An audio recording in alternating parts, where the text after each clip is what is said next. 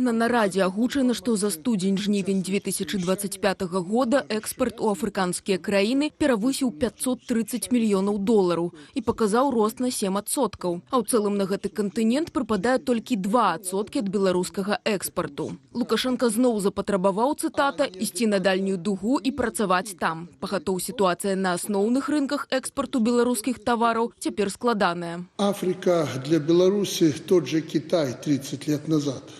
Рынок будущего, куда нужно активно идти и завоевывать на нем свои ниши.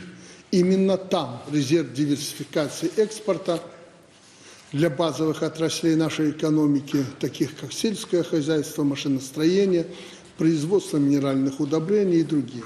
Пры гэтым Лукашенко адзначыў, што геаграфія супрацы пашыраецца. Да 2019 года Беларусь гандлявала збольшага з паўночную Афрыкаю, Егіптам, Лівіяй і Суданам. Цяпер жа, маўляў, напрацаваны палітычны капітал з Зімбабве, Нігерыяй, Эфіопіяй і Кеніяй. Лукашенко заклікаў манетызаваць яго ва ўзаемавыгадныя праекты. Таксама пералічыў краіны, зацікаўленыя ў працы з Беларусю: Уганда, Ботсвана, Гана і Мазамбік.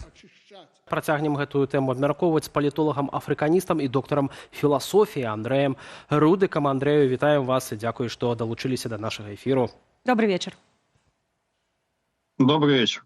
Ну, падаецца, што беларускія чыноўнікі апошнім часам вельмі часта наведваюцца ў розныя афрыканскія краіны. Фактычна там Максім Рыжанкоў ледзь не прапіску сабе знайшоў міністр замежных справаў, таксама віцэ-прэм'ер Віктор Каранкевіч.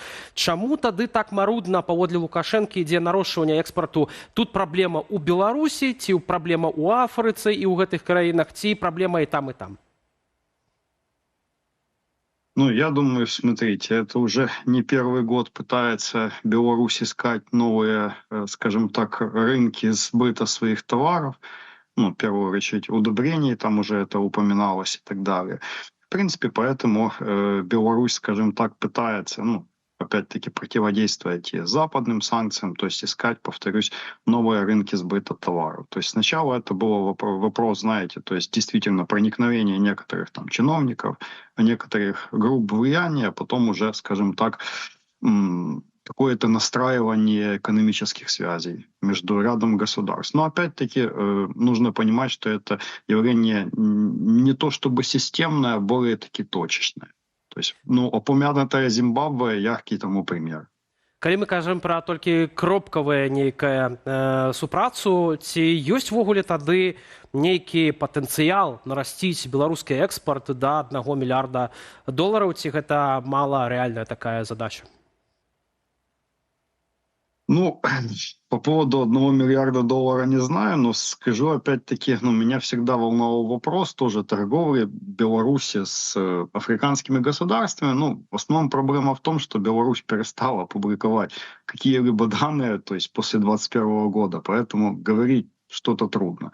Ну, я анализировал, например, ну, предыдущее десятилетие, то есть, ну, какие-то объемы возрастали, но, опять-таки, это все точечные интересы.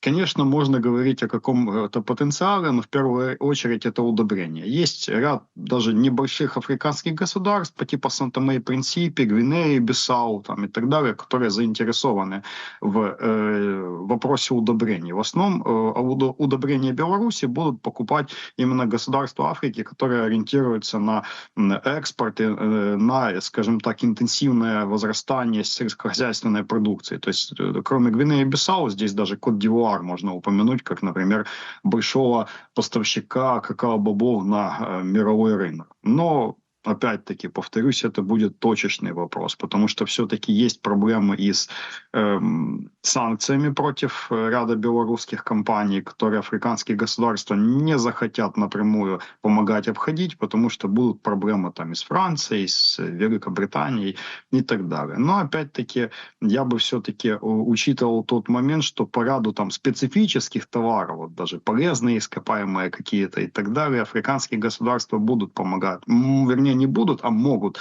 помогать обходить санкции для Беларуси. Например, в свое время, где-то в 2016 2016 году были аномальные поставки яблок из Марокко в Беларусь, если я не ошибаюсь, хотя по объемам эти государства сколько не производят, то есть опять-таки это указывало, наверное, все-таки на обход санкций, то есть на механизм такой специфический.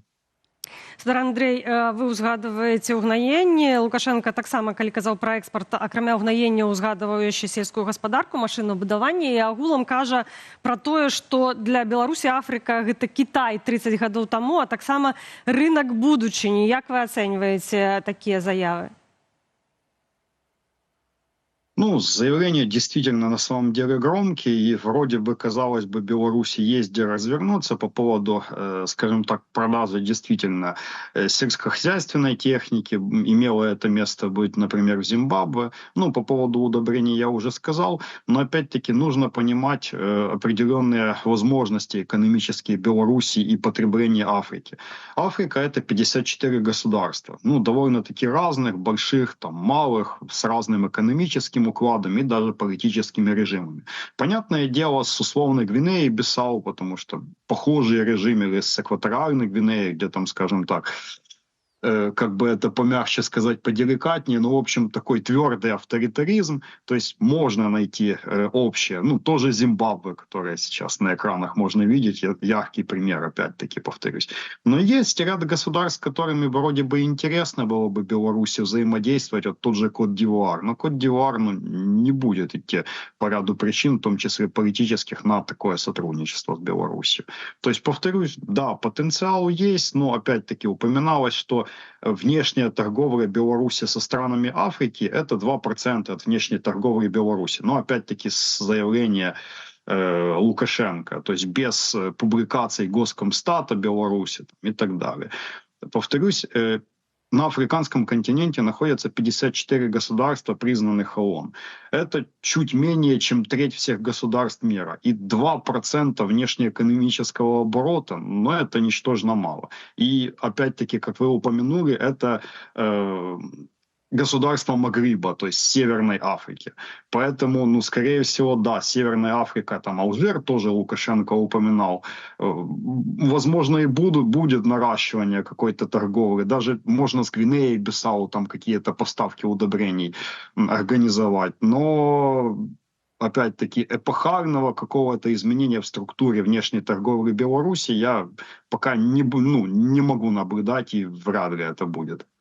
Калі мы кажам гэты геапалітычны выбар Александра Лукашэнкі ў справах узаемаадносінаў з афрыканскімі краінамі, бачым, што пераважна гэта аўтарытарныя краіны, то бок Лукашенко не намагаецца з тым жа Кот-д'Івуарам ці з паўднёва-афрыканскай рэспублікай наладзіць нейкія блізкія стасункі, а перадусім кіруецца сваімі палітычнымі супадзеннямі з гэтымі краінамі. На ваш погляд, калі мы кажам пра гэтыя магчымасці беларускага экспарту гэтыя краіны, тут, як мы ўжо разважаем з вами, кропкавыя супадзенні маюць быць, але што можа Лукашенко ў дадзеным выпадку атрымаць ад гэтых афрыканскіх краінаў? Агулам ведаем, што вялікія інтарэсы у лукашэнкаўскіх бізнесоўцаў, у Зінгмана Александра былі ў Афрыцы заўсёды, у ягонага памочніка Віктора Шэймана. І, дарэчы, на сённяшнім спатканні, прысвечаным гэтым пытанням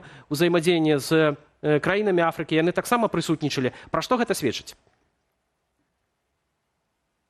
Смотрите, интересы упомянутых людей были связаны, конечно, с контролем над приисками определенных полезных ископаемых. Потом их отмывание в Объединенных Арабских Эмиратах и дальнейшие поставки в Китай. То есть Беларусь, в данном случае может, конечно, войти в Африку, в принципе, по схеме Российской Федерации, которая тоже обеспечивает эти связи, например, в Судане, в Центральноафриканской Республике, то есть как определенный прокси, как посредник для Китая в том числе. Но опять-таки это путь для государства в никуда. Я уже не единожды в эфире вашего телеканала говорил о том, что для макроэкономики государства, для благосостояния белорусов, эта история вообще никак не скажется. Это больше история действительно будет для наживания состоянии определенных лиц, то есть приближенных к Лукашенко, но некоторых вы упомянули. То есть, опять-таки, это будет вопрос, скажем так, посредника для организации, там, ну, изъятия не скажем, ну, добычи полезных ископаемых, то есть их транспортировки, например, в Объединенные Арабские Эмираты, и там уже перепродажи и выход на китайский рынок. Так само я хотела б звярнуцца да нашага апытання. Сярод адказаў, навошта Лукашэнку Афрыка, нашыя гледачы найбольш галасоў аддалі, 49% сярод тых, хто прагаласаваў, варыянту накапаць золата. Пішуць пра тое, што нездарма Шейман туды ездзіць, і здабыццё золата ў Афрыцы даўно пад кантролем вагнераўцаў. Таксама мы прапаноўвалі варыянт прадаць трактары. За гэты варыянт прагаласавалі 32%. Прывезці адтуль працаўнікоў 10% і накарміць афрыканскіх дзяцей. Нават такі варыянт мы прапанавалі, толькі 9%. Як бачым, ўсё ж такі золата нашыя гледачы выбралі найчасцей.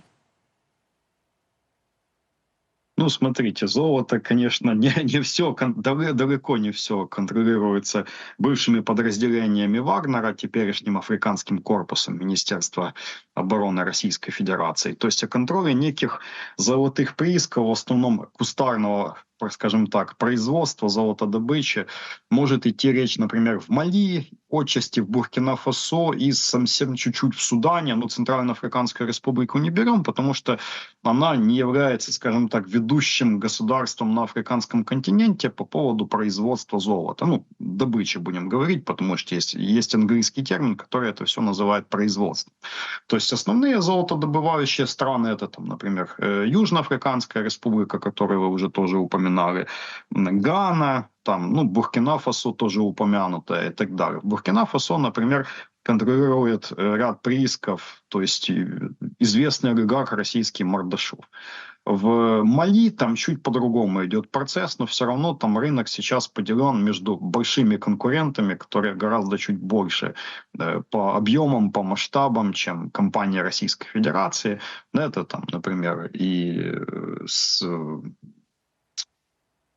забыл название компании, но не суть важно. Это в основном Британия, это Канада, Баррик Голд, вот, собственно, вспомнил, это Канада, то есть основной производитель золота в Мали, то есть с Австралией компании и так далее. То есть, повторюсь, и почему именно контроль над такими серыми схемами, то есть выстраивание серых схем, то есть кустарная добыча золота контролируется, потому что это продажа золота в серую, то есть этих самородков, то есть они там правдами-неправдами переправляются через границу. Почему? Потому что это дешевле, это выгоднее, то есть и как для этих там, скажем так, будем так говорить, золотостарателей из Беларуси, там, из Российской Федерации. То есть это выгодно Объединенным Арабским Эмиратам, то есть всем контрагентам на всех этапах транспортировки золота. И поэтому в ряде государств и конфликты происходят, потому что дешевле золото это можно купить, там идут низкие затраты на